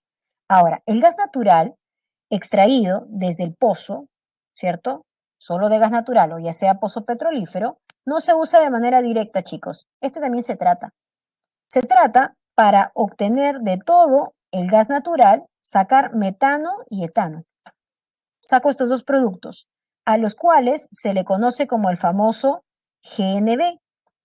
Y el GNV es un combustible utilizado hoy en día como combustible doméstico y también como combustible de motores. Doméstico y motores. Este gasecito puede estar llegando a tu casa siempre y cuando tengas tubería, o sea, cálida. Cálida transporta GNV, que está formado por metano y una partecita de etano. Ahora, tú dices, ok, sacamos metano y etano. ¿Qué me está quedando entonces? Me está quedando propano, me está quedando butano y esta traza de otros gasecitos. A todo esto se le conoce como el gas líquido o condensado del natural. Eso no se utiliza de manera directa. Él también se trata. Se trata para que puedan sacar solo propano y butano. ¿Qué quiere decir? Se han liberado estos gases. Y este propano y butano es lo que se conoce como el famoso GLP, el gas licuado de petróleo, que también es un combustible doméstico, doméstico y de motores. Tienen el mismo uso, ¿cierto? Solo que en diferentes dispositivos. El GLP puede estar llegando a tu casa, pero este GLP llega por baloncito, mientras que este llega por tubería. ¿Okay? Ya observaste entonces que el gas natural no se utiliza de manera directa, también se trata, ¿okay? Para obtener GNV o GLP. Bien, ¿cuál es su aplicación? Directa hemos dicho, como combustible pues en transporte, ¿cierto? O para transporte o doméstico o usos comerciales. En algunos casos, este gas se utiliza para generar corriente eléctrica, ¿cierto? En algunas plantas. Perfecto. Hasta ahí hemos observado los recursos naturales. Hemos hablado del mineral como recurso inorgánico y dentro de los orgánicos o fósiles tenemos al carbón, tenemos al gas natural y tenemos a el petróleo. Recursos naturales. Con esto acabamos la teoría y lo que viene ahora corresponde a los ejercicios. A ver, ¿cómo estás con los ejercicios? Empezamos a trabajar estos. ¿Ya? A ver, primera pregunta. Es importante en esta parte, chicos, que tenemos un contexto, ¿cierto? Revisar bien ese contexto para que tú puedas, en función de esa información, sacar rápidamente tu respuesta. De veras que la semana 17, tanto como la semana 18, donde es mucho más teórico, ¿cierto? Por ahí vamos a hacer algunos cálculos para no perder la costumbre, ¿ok? Necesitamos leer bien los contextos. Y a ver, dice, me hablan de antamina, ¿verdad? Muy importante en nuestro país. Aquí dice, contiene minerales de cobre, de zinc y de plata. Y hasta ahí nomás digo, bueno, si son minerales de cobre, de zinc y de plata, ¿para qué los uso? Bueno, para sacar cobre, para sacar zinc y para sacar plata. Entonces, hasta ahí tengo minerales metálicos. Además, dice, se han encontrado calcita y minerales de cuarzo. Pregunta, ¿de la calcita sacamos calcio? ¿Del cuarzo sacamos silicio? ¿Qué me dices tú? ¿Qué tipo de minerales son esos? ¿De la calcita saco calcio? ¿Del cuarzo saco silicio? Pues no. Estos minerales, tanto la calcita como el cuarzo, son minerales de tipo no metálicos, ¿cierto? No son metálicos. Muy bien, se utilizan como materia prima. Perfecto. Luego dice, en la actualidad dicho depósito es considerado el más grande del mundo, mira. Explotación, dato importante, se realiza a tajo abierto. Si es a tajo abierto el trabajo que se realiza, dime cómo se encontró el mineral. ¿De manera diseminada o de manera en vetas? ¿Cómo se encontró? Muy bien, el mineral se encontró de manera diseminado, ¿cierto? Diseminado. Por eso se procedió a hacer tajo abierto. Fíjate, ya terminaste de leer y tienes todas tus respuestas. Vamos.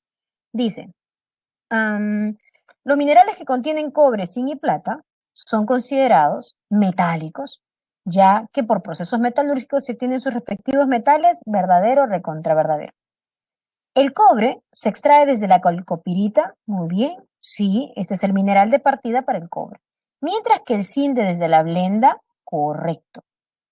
El cuarzo y la calcita son minerales no metálicos, hasta ahí voy bien, ya que se utilizan en la producción de producto acabado. Muy bien. El vidrio, utilizo cuarzo para generar vidrio y para generar cemento uso calcita. Correcto. Y el último, mira, los minerales valiosos de antamina se ubican en yacimientos tipo beta.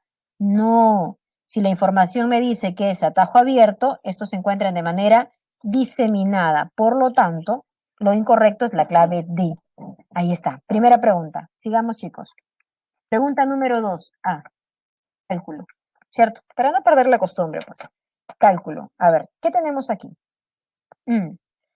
Nos hablan de antamina nuevamente y nos dicen que aquí podemos obtener minerales de hierro, perdón, minerales de cobre y minerales de zinc. A ver, ¿cómo he sacado esa clave esos chicos? Hay mena de calcopirita y también hay mena de blenda. Muy bien, pero recuerda que la mena no viene pura, ¿cierto? La mena trae el mineral que te importa y la ganga. Bueno, ¿qué me están preguntando? Me dicen, ojo, hay 75% de calcopirita en esta mena y hay 80% de blenda en esta mena. Además, me están pidiendo una masa, ojo, en kilogramos, del mineral valioso en la mena de calcopirita y del residuo o de la ganga en la mena de la blenda. Entonces, por separado tendría que trabajar, ¿no? Empiezo con mi calcopirita, ¿ya? ¿Qué es lo que tengo en la calcopirita? Bueno, 640 toneladas de mena. Entonces, ok, no me importa mi mena, yo quiero mi mineral, pero me han informado que esto corresponde al 75%. Entonces voy aquí. Sé que voy a encontrar 75 o por cada 75 toneladas de calcopirita, estos están presentes en 100 toneladas de mena, ¿cierto? Según la información que me dan. Por lo tanto, esto se va. Y al operar, esto me debe salir 480 toneladas de calcopirita. Ahora, ojo, cuidado, esa no es mi respuesta, porque a mí me la están pidiendo en unidades de kilogramos. Así que aquí operamos y recordamos la primera semana. Decimos que en una tonelada hay 1000 kilogramos. Se van las toneladas y ya está. Primera respuesta, ojo, notación científica, 10 al cubo y 480 corresponde a 4,8 por 10 al cuadrado. Por 10 al cubo, 10 a la quinta. Kilogramos de calcopirita. Ya está. Primera respuesta. En el segundo caso, hablábamos de la blenda, ¿cierto? Aquí, de sulfuro de zinc. Pero ojo, acá me están pidiendo la cantidad de ganga, solo la cantidad de ganga. Me dicen que hay 80% de pureza. Entonces digo, bueno, en los 400, ¿sí? 480 toneladas de mena, ¿cierto? De la glenda, hay, chicos, 80% de sulfuro de zinc y 20%, que es lo restante, correspondería a esa ganga, a esa parte estéril. Y es eso específicamente lo que me comentan. Por lo tanto, solo voy a analizar a ganga. ¿Ok? 400 toneladas de mena contienen, por cada 100 toneladas de mena, hay presente de toneladas de ganga, que es lo que me están preguntando. Y entonces, la mena se va y me queda toneladas de ganga. Y entonces, al operar, yo tendría 96 toneladas de ganga. Muy bien. Ah, pero no, yo no quiero toneladas, yo quiero kilogramos. Así que, otra vez, tu operación, tu conversión. En una tonelada hay 1000 kilogramos, la tonelada se fue, y ahora sí, con notación científica, 9,6 por 10 a la, acá hay 10 a la 1, 10 al cubo, 10 a la cuarta, kilogramos de ganga en esta segunda mena. Y es por eso que los chicos ya decían que la clave era la D. Perfecto, tu operación está ahí. Bien, sigamos. Pregunta 3. A ver, ¿qué dice la 3? Mira, esta pregunta de veras que creo que ofende, ¿ah? Dice, al respecto indique la alternativa que contiene la relación incorrecta, incorrecta. A ver, la hematita. Acá es sencillo recordar, ¿no? Yo quiero hierro y la hematita parte de +3. De +3 a 0, ¿se ha reducido? Correcto. ¿Hay una lixiviación en el sulfuro de zinc en la blenda? Sí. Recuerda, la lixiviación era la disolución química del metal, ¿cierto? O del compuesto que contenía el metal para pasar a solución acuosa. Correcto. Mira, ¿el oro nativo recibe una tostación? ¿Qué dices? ¿Cuándo hablábamos de tostación? ¿Quiénes reciben tostación? A ver, por ejemplo, ¿quiénes reciben tostación? Claro, no. Por eso me dices que es tu clave. Ok, pero ¿quiénes? ¿Quiénes? ¿Qué tipo de minerales? Cuidado, el azufre no recibe tostación. Reciben los minerales que poseen azufre. ¿Ya? Cuidado ahí, pero sí te entiendo, Ciro. Tranquilo. Él, por ejemplo. Este mineral que contiene azufre se tuesta. Contiene este, ¿cierto? Él. Ellos se tuestan. ¿Por qué? Porque traen azufre. Muy bien. Ahora sí, los que traen azufre. Clave la C. Perfecto, vamos bien. Pregunta 5. Nos hablan de Cajamarquilla, importante para nuestro país, ¿no? Ella es la 7ª a nivel mundial de producción de zinc, importante, y tiene 3 etapas, ahí está. No tenía que memorizar, ahora te pido que analices. Esa primera etapa tiene azufre y libera su gas de azufre. La etapa corresponde a tostación, ahí está. Luego, en estado sólido, aquí está el mineral que contiene zinc, y pasa a solución acuosa. ¿Cómo se llama? Lixiviación.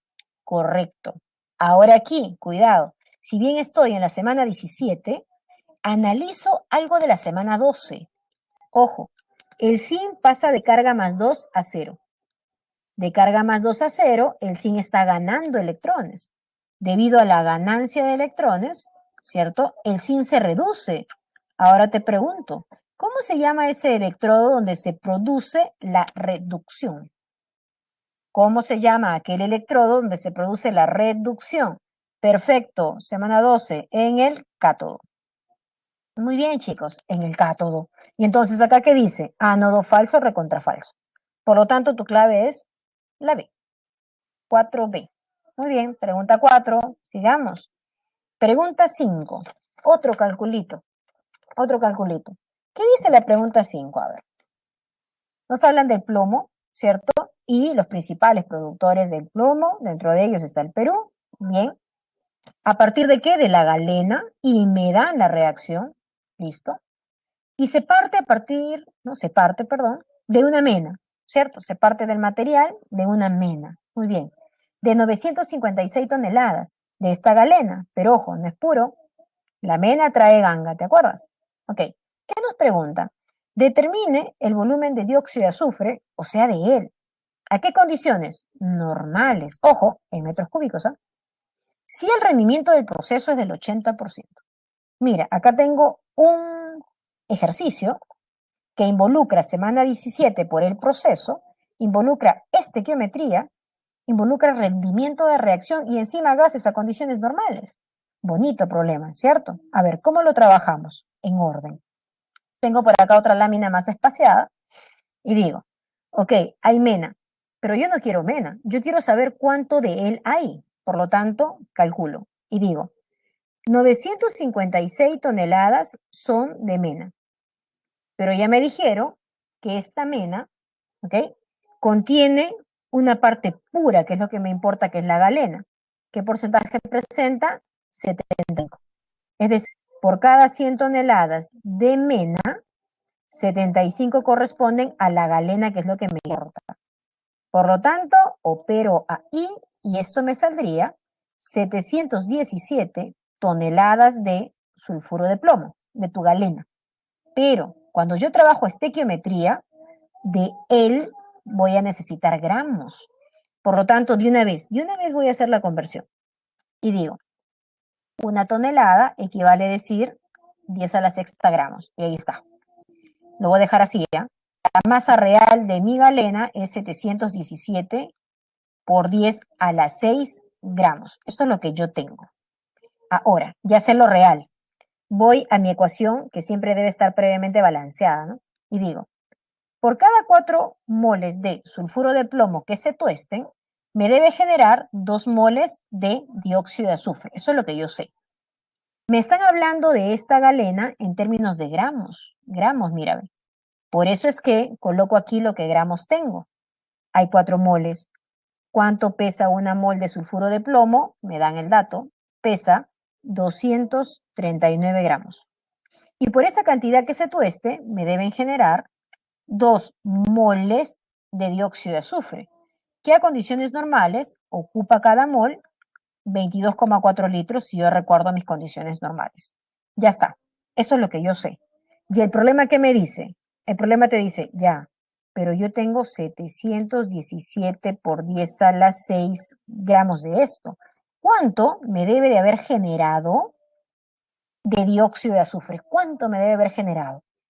Al operar, tú vas a obtener lo siguiente. Debió haberse generado 33,6 por 10 a la sexta litros. Eso es lo que se debió haber generado. Pero ojo, esto se forma siempre y cuando el rendimiento de la reacción, ¿cuánto fuese? Cada vez que tú haces estequiometría, el rendimiento de la reacción siempre te manda al 100%. Siempre te manda al 100. Pero aquí te están diciendo, ojo, el rendimiento del proceso no es el 100%. Entonces, yo necesito calcular mi volumen real. ¿Realmente cuánto salió? Debió haberme salido 33,6 por 10 a la 6 litros.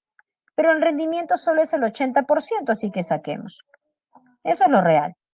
Y al operar, me debe salir 26,8 por 10 a la sexta litros de dióxido de azufre. Eso es lo que realmente debe salir.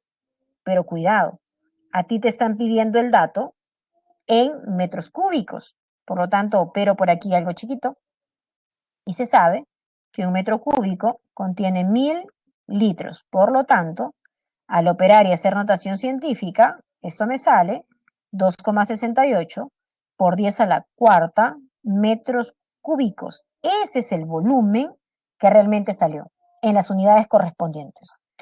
Y tu clave sería la A, sería la A. Revisa este ejercicio bien bonito, ¿ok? Listo, estoy en la pregunta 5, vamos. Pregunta 6. Ya, otra vez teoría. relájate un poquito. Nos hablan del petróleo, chicos. Sus componentes se separan por destilación fraccionada. Correcto, a medida que la temperatura va aumentando, ¿cierto? Bien, las fracciones ligeras del petróleo, las ligeras, o sea, las primeritas que salieron, ¿son el asfalto y la brea? ¿Qué me dices? El asfalto y la brea son los componentes más pesados, es lo último que se genera. Por lo tanto, esto es falso. Bien, las fracciones más volátiles presentan una alta temperatura de ebullición, que lo más volátil es aquel más ligero, es aquel que presenta bajito punto de ebullición. No presentan una alta, deben presentar una baja. Por lo tanto, eso es falso. Muy bien.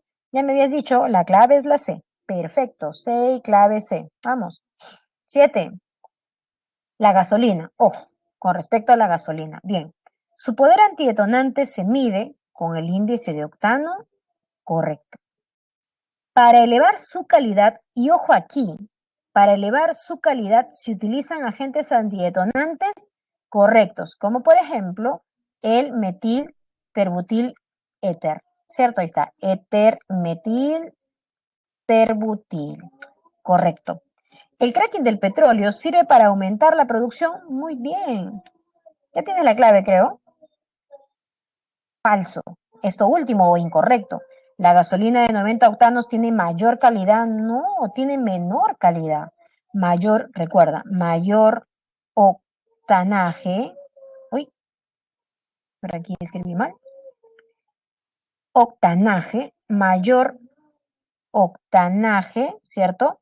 O mayor índice de octano, la gasolina es de mejor calidad o tiene mayor poder antidetonante. 7, clave D. Perfecto. Terminando. Problema número 8. Ahora nos hablan del carbón. Dice, esta muestra carbonífera no es pura, claro. Contiene humedad, contiene nitrógeno, azufre, entre otros. Correcto. ¿El poder calorífico de la antracita es mayor que el de la turba?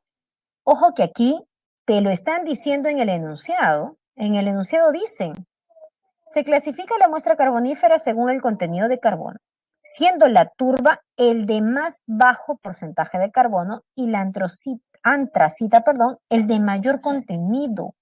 Por lo tanto, a mayor porcentaje de carbono es porque esta muestra era más antigua y te entregaba mayor calor.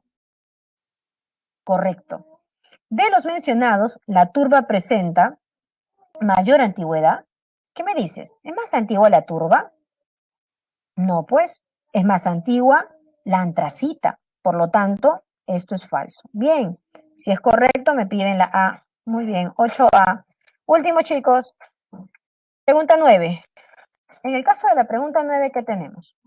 Nos hablan del gas natural y sus derivados, o sea, del GLP y del GNB. Dice, el gas natural está formado principalmente por metano. Correcto. Recuerda, por aquí te voy a hacer el bosquejo chiquito. Gas natural, principalmente formado por metano, voy a colocar C1, etano, propano y otros, ¿cierto? ¿Qué sale del gas natural? El GNB y el GLP. El GNB tiene metano y etano, y el GLP, propano y butano, ¿ok? De tal forma que la primera es correcta, pues. El GLP está constituido por una mezcla de propano y butano, acá lo tengo, correcto. ¿El GNB es más contaminante que la gasolina y el diésel? ¿Qué dices? ¿El GNB es más contaminante que la gasolina y el diésel? Entonces yo diría acá, ¿no? Bueno, pero el GNB está principalmente formado por metano. Vamos a hacer pues la reacción de la combustión del metano, que me genera dióxido de carbono, ahí está el contaminante y vaporcito de agua. Ya en el caso de la gasolina, tiene carbono 8, ¿cierto? Isoctano. Se quema y me genera dióxido de carbono y agua. Ya está, un balance así rapidito, tipo tanteo nomás. Al hacer el balance, ¿qué tenemos? Tenemos, a ver, uno por aquí, balance, me saldría oxígenos, ¿sí? 2 oxígenos por acá, Por aquí 1, por aquí 2. A ver, termino el balance en el otro lado. Aquí deben ser 2. Ahí hay 16. Y por aquí hay 25. Y acaso del agua me tocaría 18. Date cuenta.